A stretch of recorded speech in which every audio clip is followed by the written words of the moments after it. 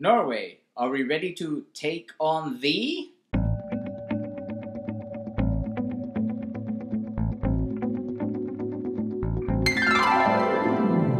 And welcome back to Cliffieland. This is weekend country number 129 on our second attempt of cooking food of every single country in the world. And tonight we're up to the nation of Norway. Norway, located in the Scandinavian peninsula, is bordered by Russia, Finland, and Sweden, and is the home to the famed 80s pop group a-ha of Take On Me fame. Its food is a delightful combination of all things Norwegian, Scandinavian, and a whole lot of other stuff. In that, their traditional cuisine has a lot of things like trout and salmon and herring and cod, as well as particular cheeses and dark breads, and certain specific things like LUTEFISK, which is an acquired taste, I understand. However, these days, the food of Norway is much more cosmopolitan, and you'll find lots of, pizza and burgers and tacos and pasta and things from all over the world. Now, this time, though, we're going to try to be a little more traditional. And to talk about that, we need to see how things went when we tried this whole thing last time around.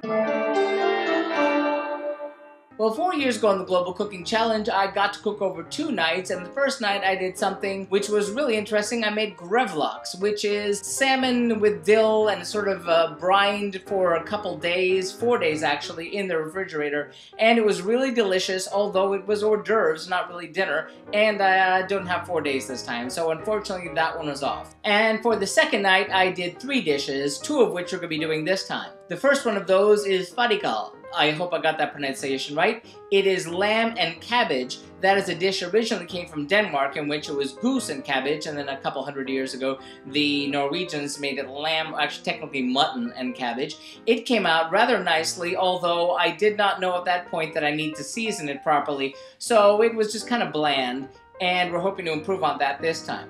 We served that with what I understood to be a potato flatbread, which after cooking it basically wound up being potato pancakes. Those were okay, but we're not doing that this time because we are doing the third dish, which is a Norwegian parsley potatoes. I didn't want to do potatoes with potatoes again this time. That was kind of okay. We're going to try to improve on it again this time. So, that being said, we need to look and see what go into tonight's 2 dishes. First, for our Fårikål, or Norwegian lamb and cabbage stew, we'll need about 4.5 pounds of lamb meat cut into large pieces. You can use neck, shoulder, or shank here. About 4.5 pounds of white cabbage cut into large wedges. About 5 teaspoons of whole black peppercorns. 3 teaspoons of salt. 1 3/4 cups of water. And ½ a cup of flour. And then, for our Norwegian parsley potatoes, we'll need 2 pounds of small, red, new potatoes, ½ a cup of butter, cubed, 1/4 cup of chopped fresh parsley, 1/4 teaspoon of dried marjoram, and salt. Well, that looks really delicious, and best part, a very short prep time. Yay! So, it's time to get cooking. In a bowl, place the lamb meat and the flour. Mix well. The flour will help thicken the stew just a bit as it cooks. Then into a large casserole pot or Dutch oven, pour the water. Place a layer of the floured lamb on the bottom, followed by a layer of cabbage. Add some peppercorns and salt, and repeat this process until you have used up all of the ingredients, finishing with a final layer of cabbage on top. The volume should be about 1 part meat to 4 parts cabbage. Cover with a lid and bring it to a boil. Turn the heat to low and slowly cook until the meat is tender and it detaches from the bone, around 2 hours. The cabbage has a lot of water that will be emitted during the cooking time, so don't feel compelled to add more water than the stated amount. In a large pot, cook the potatoes in boiling salted water for 15 minutes. Remove, let cool slightly, and remove 1 narrow strip of skin around the middle of each potato. In a large skillet, melt the butter, add the parsley and the marjoram, add the potatoes, and stir gently until coated and heated through. Plate servings of the cabbage and the lamb, and plate the potatoes alongside. and serve hot.